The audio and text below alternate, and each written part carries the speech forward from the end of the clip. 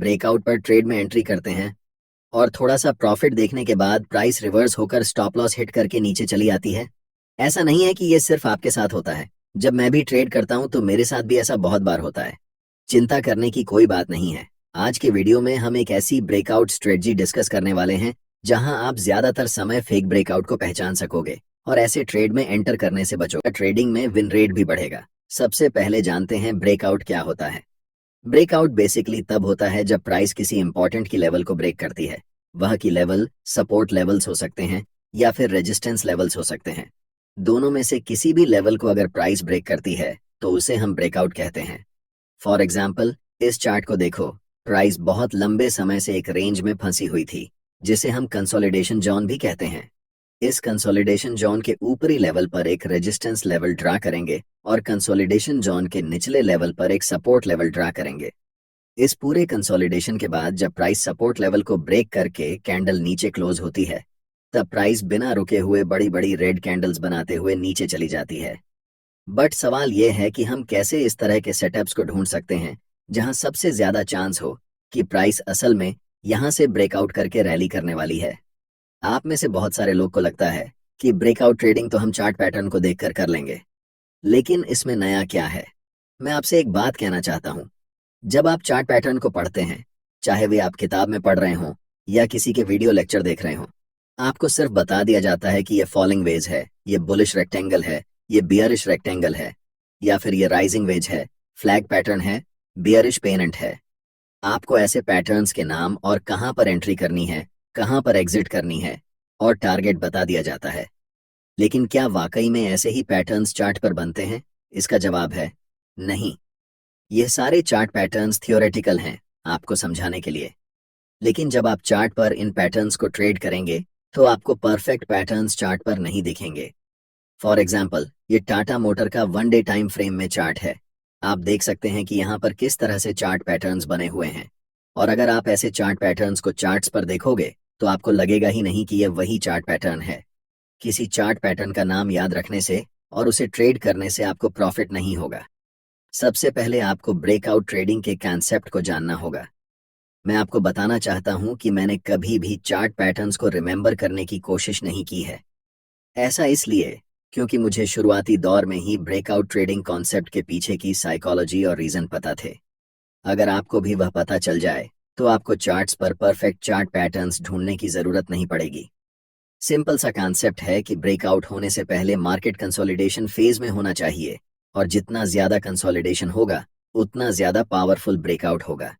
बस यही सिंपल सा फंडा है, और यही कारण है कि मैं मार्केट में प्रॉफिट बनाता हूं और ज्यादातर ट्रेडर्स जो चार्ट पैटर्न्स को ट्रेड करते हैं लॉस करते हैं। इसीलिए चार्ट पैटर्न को याद मत करो। उसके बदले में जब भी आप चार्ट्स को एनालाइज करते समय प्राइस की कंसोलिडेशन देखो तो उस कंसोलिडेशन जोन के ऊपर और नीचे की लेवल्स को ड्रा करो। फॉर एग्जाम्पल, यहाँ पर प्राइस अब ट्रेंड में है तो यहाँ पर हम हायर लो और हायर हाई पॉइंट्स पर लाइंस को ड्रा करेंगे, और तब आपको ब्रेकआउट को ट्रेड करना है। अब लाइंस ड्रा करने के बाद आपके मन में एक सवाल आएगा कि अब प्राइस यहाँ से ऊपर की तरफ ब्रेकआउट करने वाली है या फिर नीचे की तरफ ब्रेकआउट करने वाली है। ज्यादातर ट्रेडर्स जैसे ही ब्रेकआउट होता है तुरंत ट्रेड में एंट्री कर लेते हैं, और बाद में उन्हें पता चलता है कि प्राइस थोड़ी सी ट्रेड की डायरेक्शन में जाती है, फिर रिवर्स होकर स्टॉप लॉस, क्योंकि 80% ऑफ टाइम जब प्राइस इनकी लेवल्स को ब्रेक करती है तो वह फॉल्स ब्रेकआउट होता है। डरने की कोई बात नहीं है। अब आपके मन में यही सवाल हो रहा होगा कि इतने सारे फेक ब्रेकआउट्स में से सही ब्रेकआउट को कैसे पहचानेंगे। जब भी प्राइस ब्रेकआउट करती है तो उस समय आपको मोमेंटम कैंडल को पहचानना होता है।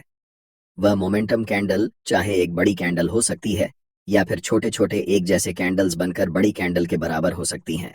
यहाँ पर प्राइस रैली के बाद कंसोलिडेशन जोन में है, इसलिए हम इस कंसोलिडेशन जोन के ऊपर और नीचे के की लेवल्स को मिलाकर लाइंस को ड्रा करेंगे, और जब भी price next time consolidation zone के अपर लेवल को ब्रेक करके कैंडल ऊपर क्लोज होती है तो हमें वहां पर ट्रेड के लिए प्लान बनाना है। इस चार्ट में दिक्कत यह है कि यह लंबी कैंडल जो मोमेंटम कैंडल है वह जस्ट ऊपर जाकर क्लोज हुई है, यानी कि अपर लेवल से ज्यादा ऊपर नहीं गई है, उसके जस्ट नजदीक जाकर क्लोज हुई है। इसलिए यहां पर हम नेक्स्ट कैंडल का इंतजार करेंगे। अगर वह नेक्स्ट कैंडल बुलिश हो जाती है तो हमारे लिए यह एक परफेक्ट एंट्री सेटअप रहेगा। अब यहाँ पर सिर्फ 3 पॉसिबिलिटी हैं। पहला, या तो प्राइस यहाँ से डायरेक्ट ऊपर चली जाएगी। दूसरा, प्राइस यहाँ से फिर रीटेस्ट करने के लिए इस लेवल पर आएगी और तब ऊपर की तरफ रैली करेगी। और तीसरा, कि प्राइस डायरेक्ट यहाँ से नीचे की तरफ आती है और हमारा स्टॉप लॉस हिट हो जाता है। लेकिन अगर हम मोमेंटम कैंडल पर ही एंट्री कर लेते हैं तो हम 2 सिनेरियो में प्रॉफिट बनाएंगे। या तो प्राइस अगर यहीं से ऊपर चली जाए तो भी हम प्रॉफिट बनाएंगे।